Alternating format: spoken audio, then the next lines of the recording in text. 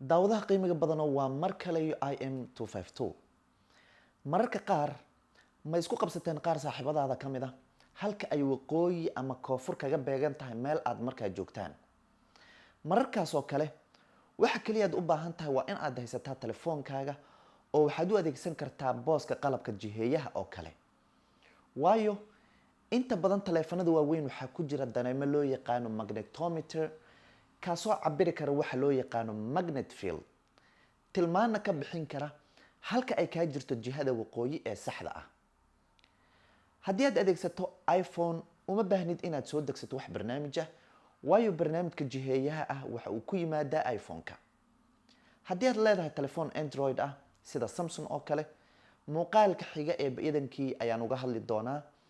balse muuqaalkan waxaan diiradda ku saarayaa jiheeyaha iPhone-ka oo kaliya si aad u adeegsato jiheeyaha ama compass-ka iPhone-kaaga marka hore gal settings kadibna gal compass kadibna halkan ay ku qoran tahay use true north sax saar tan macnaheedu waxay tahay adeegso ama soo saar jihada waqooyi ee saxda ah intaa kadib telefoonkaaga seexi oo shaashadiisana kor soo aadi haddeer gal barnaamijka compass ee ku jira iPhone-kaaga oo waxaad si fudud u arki kartaa isla markaa tilmaanta yar ee guduudan ee ku tilmaamaysa jihada waqooyi maadaama ay tahay halka asalka u ah tilmaanta saxda ah halka jihooyinka kalena aad sidoo kale arki karto waqooyi koonfur bari iyo galbeedba iyo sidoo kale jihooyinka ka faracma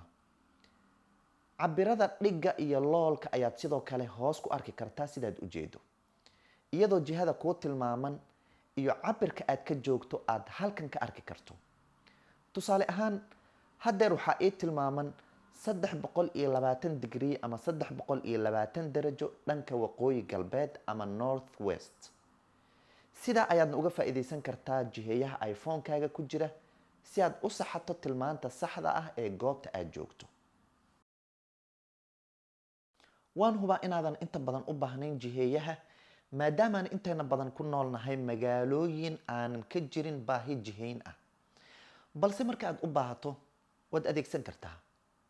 ma taqaanaa saaxiib adeegsada iPhone fadlan ugu yar qaybta hoose ee faallada sidoo kale fadlan muuqaalkan la sii wadaag asxaabtaada